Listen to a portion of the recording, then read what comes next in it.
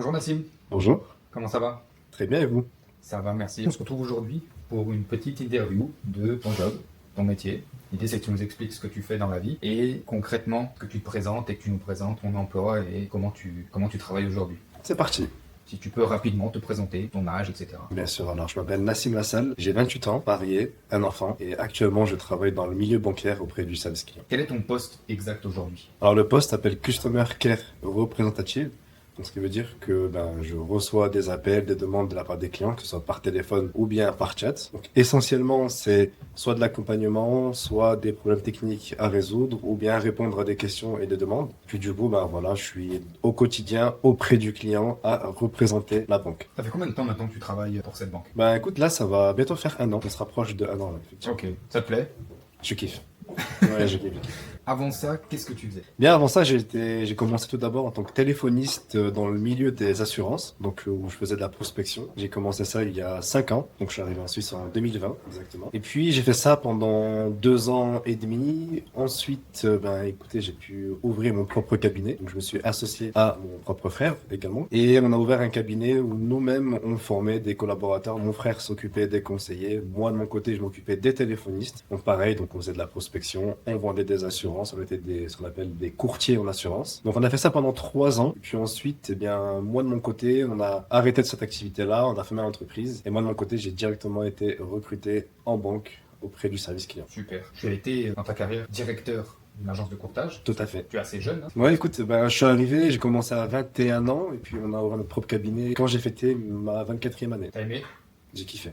Tous les aléas, tous les bons côtés, les côtés négatifs, c'est ce qui a forgé vraiment mon expérience, ma personne. Et puis, honnêtement, j'ai jamais été aussi épanoui que dans cette activité-là. Est-ce que tu pensais un jour travailler dans le milieu bancaire? Si on prend le Nassim il y a 10 ans, Ouais. est-ce que tu aurais pensé un jour travailler dans le milieu bancaire ou pas du tout? J'ai pas envie de passer pour un arrogant, mais j'ai envie de dire oui, parce que c'est quelque chose que j'ai toujours voulu. En fait, quand j'étais petit, moi, de mon côté, j'idéalisais ou alors je fantasmais, ou bien j'étais beaucoup attiré par tout le milieu, on va dire, bureautique. Donc les bureaux vitrés, les costumes, cravates, tout ça, ça me faisait kiffer. Et puis j'ai toujours été aussi commercial, donc j'ai toujours été un peu un vendeur dans l'âme. De mon côté, je me suis dit pourquoi pas les banques, c'est là où concrètement c'est là où on parle le plus de finances, d'argent, de gestion quotidienne, etc. Donc honnêtement, c'était un objectif depuis, on va dire, adolescent. Et puis, de mon côté, toutes les décisions que j'ai prises allaient dans cette direction-là. Concernant ce nouveau poste en banque, bon, nouveau ça fait maintenant bientôt un an, est-ce que c'est toi qui as fait ce choix? Est-ce que tu as postulé ou bien c'est une opportunité qui s'est présentée à toi? C'est moi qui a postulé, donc je suis tombé sur une annonce, donc à la fin de mon activité de directeur de cabinet de courtage. Puis j'ai postulé, j'ai été appelé, on a défini un peu les conditions d'entrée, ce qui était attendu de moi, ce que moi j'attendais de l'entreprise. Et puis après, ça s'est fait naturellement. Aujourd'hui, quel est ton rôle au sein des clients que tu accompagnes? Eh bien, concrètement, auprès des clients, je représente la banque et auprès de la banque, je représente les clients. Dans le sens où moi, je vais recevoir, comme je t'expliquais tout à l'heure, des appels de la part des clients. Donc, on est sur une ligne téléphonique où on reçoit, on va dire, par jour entre 50 et 70 appels par jour. On va dire, en plus de ça, une cinquantaine de demandes par chat. Et puis, mon rôle, ça va être d'écouter les clients, savoir si c'est une demande technique, savoir si c'est une demande d'assistance. Et puis, de mon côté, je dois répondre à toutes ces demandes-là. Et derrière, quand je dis que je dois représenter les clients auprès de la banque, ça veut dire que si je remarque, par exemple, qu'il y a une demande qui revient souvent, eh bien, je vais devoir faire remonter ça auprès de la banque pour qu'on puisse anticiper et faire gagner du temps aux clients. Donc finalement, tu n'as pas vraiment un rôle de commercial aujourd'hui. Aujourd'hui, non. Non. Aujourd'hui, je suis vraiment dans le service à la clientèle. Donc concrètement, on n'a pas d'objectif, on n'a pas on ne nous demande pas de faire des ventes, on nous demande juste de représenter la banque au mieux et de faire en sorte que à chaque conversation avec le client, eh bien, que le client puisse repartir de manière satisfaite. Est-ce qu'on peut dire que c'est grâce à toi que le système, la banque pour laquelle tu travailles fonctionne bien? C'est pas grâce à moi, mais j'y contribue. Effectivement, ouais, j'y contribue. Magnifique. Dernier point concernant cette présentation, qu'est-ce qui te plaît le plus dans ce métier? Mais écoute, ce qui me plaît le plus, c'est le sentiment d'être utile auprès des clients, dans le sens où parfois on va avoir des clients au téléphone qui sont dans une situation compliquée, qui n'avancent pas depuis des jours ou des semaines, et que à l'issue d'une conversation d'une dizaine ou d'une quinzaine de minutes, eh bien tout puisse être débloqué. Notamment, on a eu des cas où des clients avaient des comptes bancaires qui n'étaient pas encore ouverts, qui en avaient besoin parce qu'ils venaient d'avoir un emploi et qu'ils étaient pris par l'urgence. Et en fait, dès qu'ils m'ont au téléphone ou dès qu'ils ont des collègues du même rang que moi au téléphone, eh bien, la situation est résolue de manière assez rapide. Et puis, en fait, il y a aussi le fait d'être sollicité par les clients, ça est une nouvelle chose que j'ai appris auprès de la banque, puisque en tant que courtier en assurance, c'était souvent nous qui démarchions les clients. Bien évidemment, il y avait des demandes, il y avait des besoins, donc on était aussi utile à ce moment-là. Mais dans le milieu bancaire, c'est les clients qui viennent à nous. Et puis ça, en tant que acteur dans le service à la clientèle, le point de départ, ça change un peu tout. Ce que je te propose, c'est qu'on fasse un petit retour en arrière. Tu l'as précisé, tu as travaillé dans le domaine assurantiel. Ce qui m'a nous intéressé, c'est du coup cette partie de ton parcours, histoire qu'on comprenne bien les étapes de ta carrière professionnelle. Ok. Première question, comment tu es arrivé dans l'assurance au départ?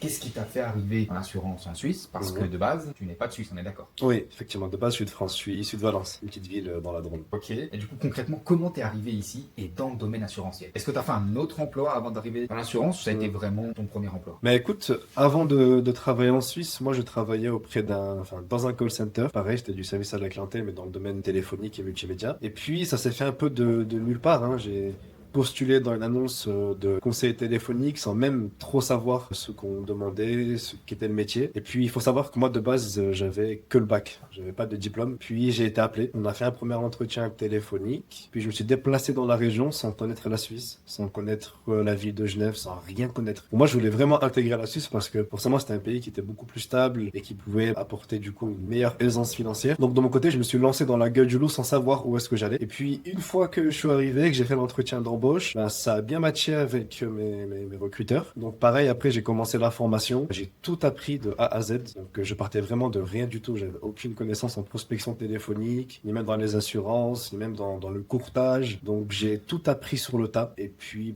je me suis amusé au final. Parce que moi de mon côté, certes on nous demandait de vendre, on avait des objectifs à atteindre. Mais moi de mon côté, je prenais ça un peu comme un jeu. Donc ça veut dire que pour moi, chaque mois, je devais faire la meilleure partie. Donc je me suis bien amusé. Et puis c'est comme ça que je suis arrivé dans le domaine des assurances. Avant ça, tu as dit que tu étais du coup téléphoniste pour un call center dans les multimédias. Est-ce que tu peux donner un peu plus de précision? Qu'est-ce que tu faisais exactement? Oui, bien sûr. Je travaillais pour Apple. Concrètement, quand vous avez un problème avec votre téléphone, avec votre MacBook ou votre iMac ou que sais-je, parfois vous avez besoin d'appeler le service client. Et forcément, quand vous appelez, vous tombez sur moi ou une personne comme moi qui était là pour vous aider à faire des manipulations, à débloquer la situation, à résoudre le problème technique, prendre des rendez-vous auprès d'un centre de réparation, par exemple. J'ai fait ça 2 ans et demi. Et puis après, le call center a été délocalisé, donc chômage technique pour toute l'équipe malheureusement. Et puis c'est ça qui a amené à ce que je sois à nouveau en recherche d'emploi. Et donc si je comprends bien, t'es en recherche d'emploi, t'as postulé à Genève, ils t'ont rappelé, tu t'es déplacé, ça a bien matché avec l'employeur. Exactement.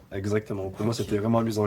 À l'époque j'étais célibataire, sans enfant, aucune attache, donc rien à perdre, tout à gagner. Je suis arrivé dans la région, je connaissais rien. J'étais hébergé par un ami à moi qui était sur place déjà pendant plusieurs mois. Puis ensuite j'ai pris un Airbnb. Puis c'est là où mon frère m'a rejoint sur un coup assez spontané. On a travaillé tous les deux ensemble dans le même cabinet, moi et mon grand frère. Donc il y a des personnes qui peuvent penser que ça peut être tendu, risqué, quoi que ce soit, mais avec mon frère j'ai une entente qui est incroyable. Donc on était complémentaires, solidaires, on s'est entraidés comme pas possible. Et puis c'est ça qui a fait que l'expérience aujourd'hui, je m'en souviendrai vraiment toute ma vie. Pour revenir à ta période où tu étais donc courtier, qu'est-ce qui te plaisait dans ce domaine? Concrètement, ce qui m'a plu dans le métier, c'était vraiment le challenge. Le fait que toutes les semaines, on ait un point avec la société pour savoir les chiffres de chacun. Il y avait un peu une espèce de compétition. Il fallait être le meilleur vendeur, faire les meilleurs chiffres, etc.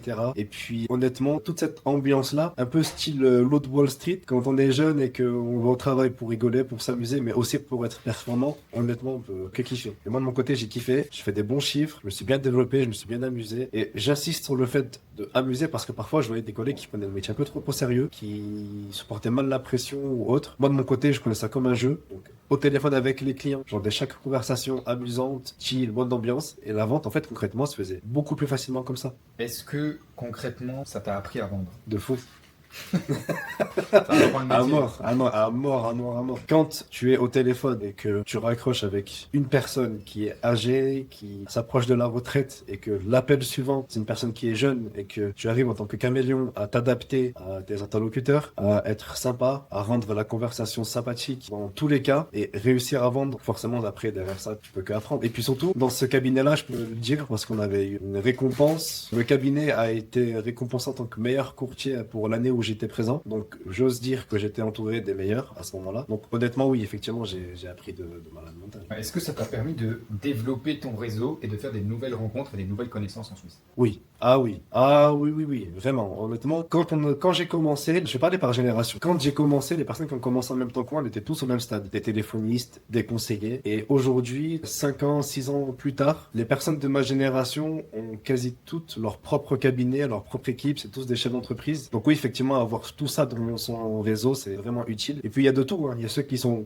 ouvert leur cabinet, ceux qui ont ouvert des entreprises de marketing, ceux qui ont ouvert des entreprises de communication, ceux qui sont partis comme moi dans le milieu bancaire, dans d'autres milieux. Ben, honnêtement, toutes ces personnes-là, ça, au final, ça fait vraiment un bon répertoire. Avec du recul, est-ce que tu peux dire que l'assurance t'a servi de tremplin pour la suite de ta carrière? À 100%. Et ça, c'est important de le dire parce qu'il faut avoir cette division-là. Parce que dans les assurances, il y a les personnes qui viennent avec des illusions et les personnes qui savent ce qu'ils veulent. Les personnes qui viennent avec des illusions en pensant que ce domaine-là va matcher toutes leurs demandes et qui vont pas penser déjà à se préparer peut-être aux inconvénients, et bien dès qu'ils arrivent, forcément, ils déchantent. C'est le même cas dans le milieu médical, dans le milieu des avocats, dans n'importe quel domaine. Il faut toujours se préparer aux avantages et aux inconvénients. Moi, de mon côté, j'étais pas préparé parce que au départ, le métier, je le connaissais pas du tout, mais quand on m'a expliqué au point de départ toutes les conditions du métier, de mon côté, je me suis préparé à tout mentalement. Donc du coup, tous les moments où c'était difficile, où j'avais des remises en question ou des périodes de doute, forcément, vu que j'avais un objectif, le mien personnellement, c'était d'intégrer la Suisse, de lancer ma carrière, que ce soit dans le domaine des assurances, dans le domaine bancaire, et bien forcément, quand on se sert d'une expérience comme ça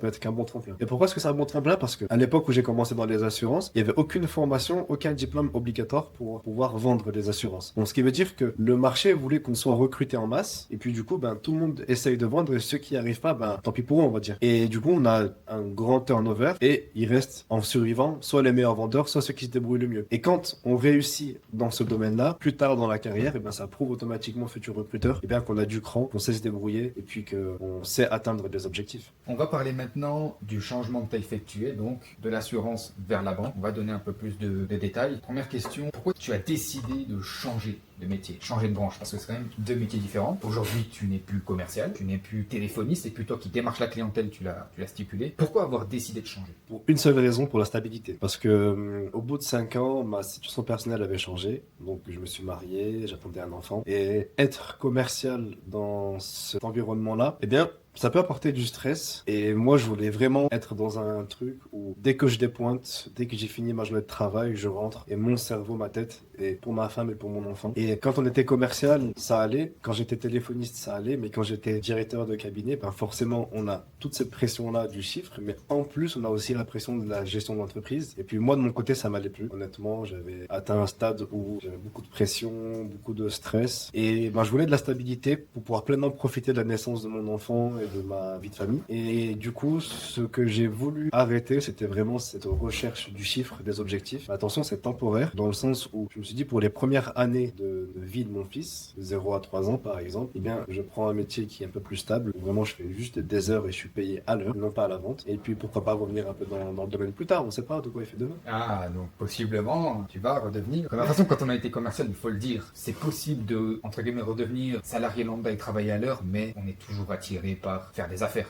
Ah oui, bah, concrètement ça manque actuellement, je te dis la vérité, quand j'ai des clients au téléphone, parfois je m'amuse un peu à essayer de leur sous-vendre un peu l'entreprise, expliquer pourquoi on est une des meilleures banques, etc. Alors que c'est pas forcément demandé de manière explicite, mais moi de mon côté ça fait partie de ma nature, et honnêtement là ça manque un petit peu la pression du chiffre, et j'ai envie un peu de me dépasser, tu vois ce que je veux dire, et surtout aussi...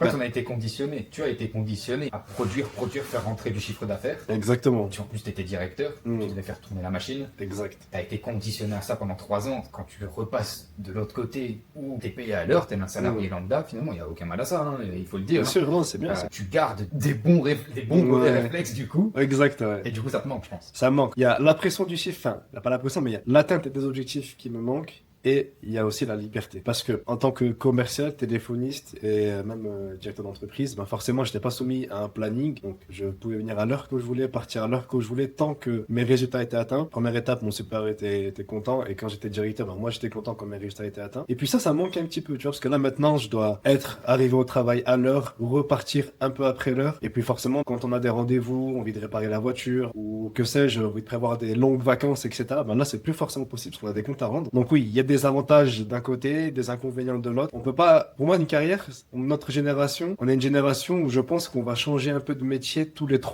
entre les 3 à 5 ans. On n'est plus comme nos parents, on prenait un CDI pendant 25 ans, ça n'existait plus, tout ça. Là, on prend 3 à 5 ans, on voit ce qu'on aime, ce qu'on n'aime pas, on a envie de changement, on change. Donc oui, effectivement, là, je suis dans un nouvel arc de ma vie, et puis pourquoi pas revenir un peu aux bases. Est-ce que pour arriver dans le domaine bancaire, dans la société dans laquelle tu es actuellement, dans la banque dans laquelle tu es actuellement, tu as dû te former? Oui, effectivement, Quel diplôme tu as fait? j'ai passé 2 diplômes. J'ai passé un CFC d'agent de relations clients. Donc, un CFC, pour ceux qui ne savent pas, c'est un certificat fédéral de compétences. Donc, en Suisse, c'est l'équivalent en France peut-être d'un bac pro ou bien dans certains domaines d'un BTS. Et puis, je l'ai passé en candidat libre puisque j'avais plus de 5 ans d'expérience. Donc, j'ai approché un formateur pour adultes qui m'avait donné un peu cette démarche. Donc, je me suis inscrit, j'ai révisé, j'ai passé ce diplôme. Donc, le CFC que j'ai passé, c'est un CFC d'agent de relations clients. C'est concrètement toutes les compétences autour de la relation clientèle en call center, premièrement. Et le deuxième diplôme que j'ai passé, c'est le certificat d'intermédiaire en assurance, donc l'AFA. Ah oui, et pour la petite information, j'ai passé les 2 diplômes en même temps, donc au mois de juin 2025. Du 3 au 5 juin, j'ai passé le CFC. Du 6 au 11, j'ai passé l'AFA. Les 2, je les ai obtenus. Et j'ai commencé en banque directement en fin juin. Félicitations. Exceptionnel. T'as dû bien bosser ça comme il faut. Ah, mais il y a un truc chez les hommes, dès qu'on attend un enfant, on a une motivation, une ambition et un courage qui dépasse toutes nos limites. Donc à ce moment-là, je l'ai profité pour me former. Et puis ça m'a servi dans mon entretien d'embauche, dans la sélection de mon profil. On n'a été que 2 personnes à être recrutées, moi et une autre dame. Et puis on a été sélectionnés parmi des centaines de candidatures. Et pour moi, j'ose estimer que ces diplômes ont pu faire la différence. J'allais y venir, mais est-ce que c'était difficile finalement de changer de domaine ou pas? Non, concrètement non, parce que Ça s'est fait naturellement. ça s'est fait naturellement, c'est parti du jour au lendemain, puis j'ai bien été accueilli, j'ai bien été accompagné, j'ai bien été formé aux produits de la banque dans lequel je travaille aujourd'hui. Donc non, c'était pas difficile. Ce qui a été difficile, c'était de prendre la décision de fermer une entreprise, parce que on avait certaines habitudes, on avait des employés, etc. Mais quand on a pris cette décision, au final, c'était pour des bonnes raisons. Donc même de ce côté-là, ça s'est facilité au coup de coude. Est-ce que tu as douté avant de te lancer dans ce nouveau projet, à savoir devenir employé plus lambda en banque? Oui, j'ai toujours douté. J'ai toujours douté. Non, mais c'est bien de le dire, il faut dire la vérité. Non, j'ai toujours douté. Avant de commencer en tant que téléphoniste, j'ai douté. Avant d'ouvrir une entreprise, j'ai douté. Avant de passer mes diplômes, j'ai douté. Avant d'être recruté, j'ai douté. Mais dans tous les cas, je me suis dit, allez, ça passe ou ça casse. Il faut que je le fasse. À chaque fois que j'ai une décision à prendre, je me dis juste, qu'est-ce que le Nassim qui a 80 ans, dans son lit de mort, qu'est-ce qu'il se dirait? Est-ce qu'il aurait des regrets ou pas? Et puis, en fait, moi, je me dis simplement que je tente des choses, je prends des risques. Si ça passe, tant mieux. Si ça passe pas, c'est pas grave. Je préfère regretter d'avoir échoué que regretter de ne pas avoir essayé. Sans ton expérience dans l'assurance, est-ce que tu aurais pu accéder à ton poste actuel, selon toi? Non. Impossible. Impossible. Déjà, en fait, le domaine des assurances fait qu'on apprend un peu le tissu économique suisse, on apprend un peu le marché, on acquiert des compétences et surtout, on se familiarise avec le secteur. Dans le sens où, eh bien, forcément, la Suisse a un vocabulaire, un langage et un accent qui peut être différent de celui avec lequel on peut grandir quand on vient de France. Donc cette porte d'entrée, pour moi, c'est une excellente porte d'entrée. Au final, on vient, on apprend, on est formé. Et puis quand on se présente face à des employeurs qui, eux, ont d'autres attentes, eh bien, celles qui viennent les profils qui viennent des assurances matchent pour 80% des attentes derrière. Donc non, au final, oui, les assurances, ça m'a énormément servi.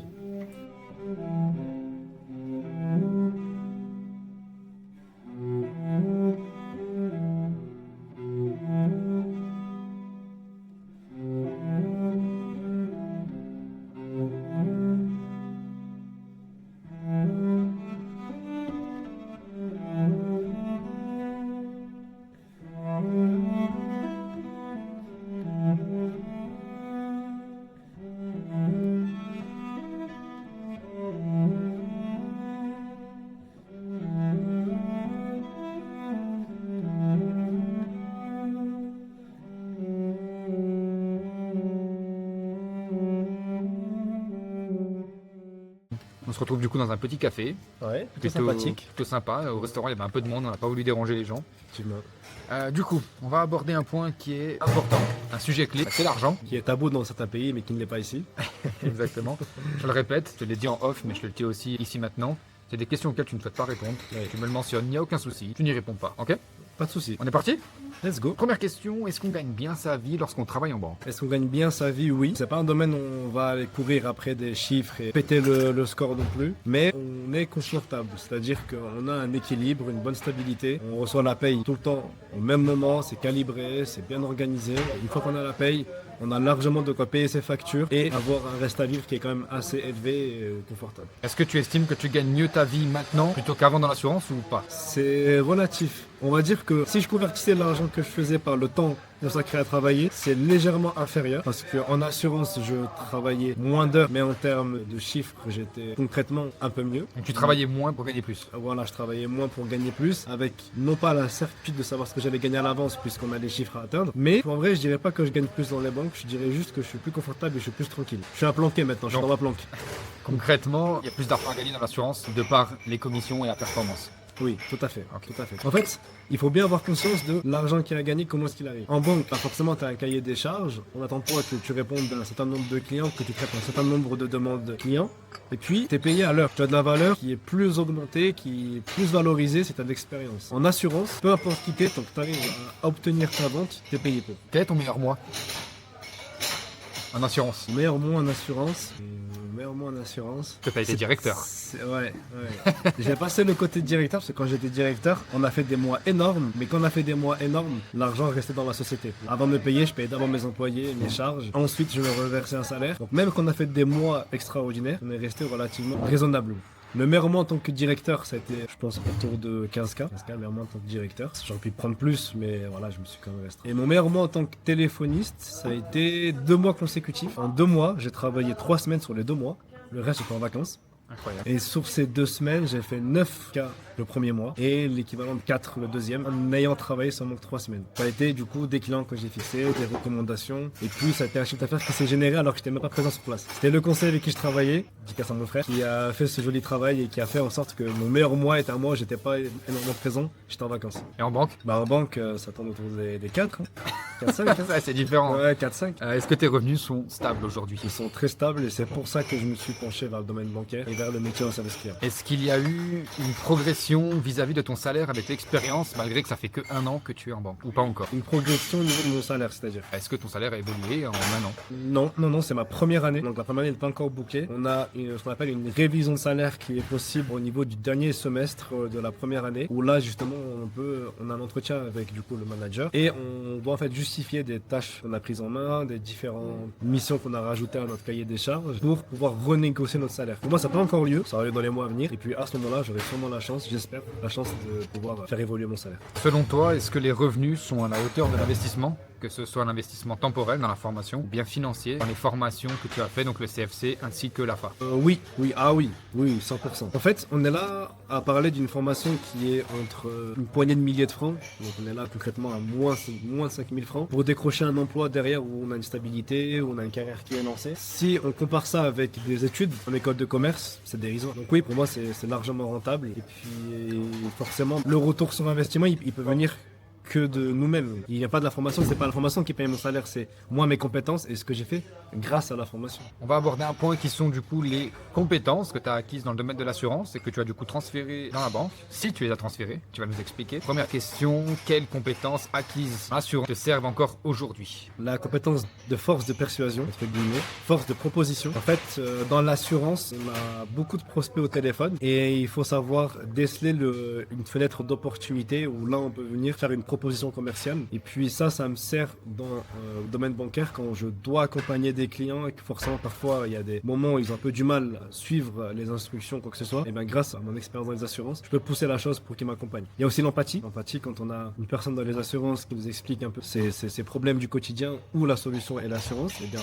dans le système bancaire, on peut avoir cette empathie qui peut être utile au moment où il y a des situations compliquées. Et ça arrive très, très souvent. Après, tout ce qui est clientèle, forcément, c'est l'aisance, c'est le fait d'être à l'aise commercialement. Ces choses-là, c'est des choses qui me servent au travail et même de manière personnelle, j'ai envie de dire. Est-ce que tu as acquis une certaine confiance en toi en travaillant dans l'assurance que tu as pu déployer lorsque tu as travaillé en banque? Oui, totalement. Quand j'ai commencé dans les assurances, j'étais très jeune, pas au départ pas à l'aise avec les clients qui avaient parfois même 2 fois mon âge et à qui je devais apporter des conseils. Forcément, au début, j'avais un manque de confiance de ce côté-là. Et au fil du temps, j'ai commencé à acquérir une petite carapace où j'étais beaucoup plus à l'aise. Ça m'a servi dans mes ventes, ça m'a servi dans mon management avec mes employés et ça me sert aujourd'hui en banque avec les clients et avec mes collègues du travail. Est-ce que toutes les négociations que tu as fait dans le domaine assurantiel t'ont aidé en banque ou pas vraiment? Alors l'assurance, mon expérience dans les assurances a servi à négocier mon salaire. Parce qu'il faut savoir que dans le domaine bancaire, quand on vous fait une proposition, quand vous êtes embauché, et bien forcément, il y a vos diplômes qui viennent peser dans la balance, mais il y a aussi vos expériences. Et le domaine bancaire accepte l'expérience en assurance comme étant une expérience du domaine. Donc ça veut dire que j'avais 5 ans d'expérience en assurance. Eh bien, dans le domaine bancaire, je